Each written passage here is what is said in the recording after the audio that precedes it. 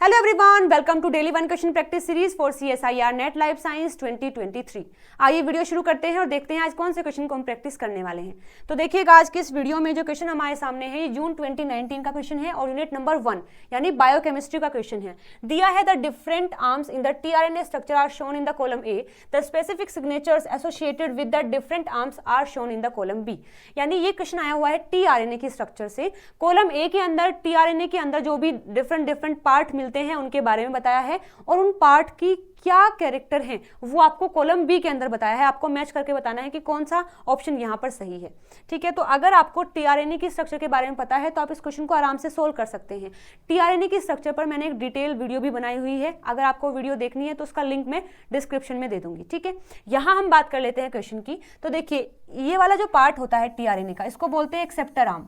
Acceptor arm का मतलब क्या है, आपको पता ही होगा कि tRNA जो होता है वो हेल्प करता है in the formation of protein, और प्रोटीन बनता है अमाइनो एसिड से।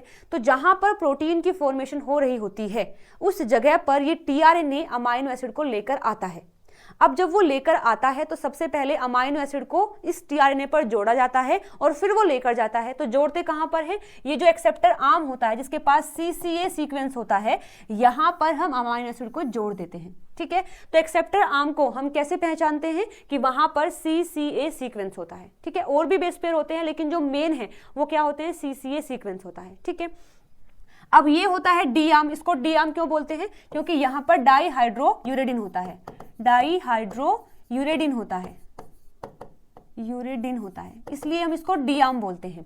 ये जो है एंटीकोडोन है। अब हमने अभी बताया है कि जो tRNA है वो हेल्प करता है अमाइनो एसिड को वहां लोड करने में, तो उससे पहले वो mRNA से कांटेक्ट करता है। ठीक है, तो ये जो आर्म होती है ये क्या होती है, एंटीकोडोन होती है। mRNA में कोडोन होते हैं, उससे अगर जो बाइंड करेगा वो एंटीकोडोन साइट होगी। तो ये क्या है, ये tRNA का एंटीकोडोन साइट है जो कि mRNA से कम्युनिकेट करता है। इसके बाद ये है टी आर्म। इसको टी आर्म क्यों बोलते हैं, क्योंकि यहाँ पर टी साइज सी फैक्टर होता है जिसको हम सूडोयूरेडिन भी बोलते हैं, तो इसलिए हम इसको टी साइज सी आर्म बोलते हैं। ठीक है, तो इस तरीके से ये अलग अलग आर्म्स होती हैं tRNA के पास। चलिए मैच कर लेते हैं। जो एक्सेप्टर आर्म होता है, एक्सेप्टर आर्म में क्या है, देखो CCA सीक्वेंस होता है, तो डायरेक्टली हम ए को मैच कर सकते हैं सेकंड से, और ए का सेकंड हमें दो स्टेटमेंट में देकर रखा है, यानी सेकंड को और थर्ड को तो हम डायरेक्टली कट कर सकते हैं।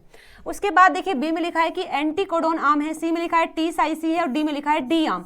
डी आर्म हमने देखा है अभी क्या होता है, डाईहाइड्रोयूरेडिन होता है, यानी कि डी का हो जाएगा 1 और डी का 1 तो केवल आपको फोर्थ में दिया है, तो फर्स्ट को भी हम कट कर सकते हैं। इसके बाद टी साइज सी में क्या होता है, सूडोयूरेडिन होता है, यानी सी का हो जाएगा फोर्थ, और जो एंटीकोडोन आर्म होता है ये क्या है, 7 बेस पेयर का स्टेम्स होता है। ठीक है, तो बी का हो जाएगा थर्ड, बी का थर्ड, यानी कि fourth option will be the right answer. तो क्वेश्चन हमने सोल्व कर लिया है। ये इन्फॉर्मेशन अगर आपके लिए नहीं है तो आप इसको नोट डाउन कर सकते हैं। चलिए मिलते हैं अगली वीडियो में नए क्वेश्चन के साथ में। Till then bye bye, take care.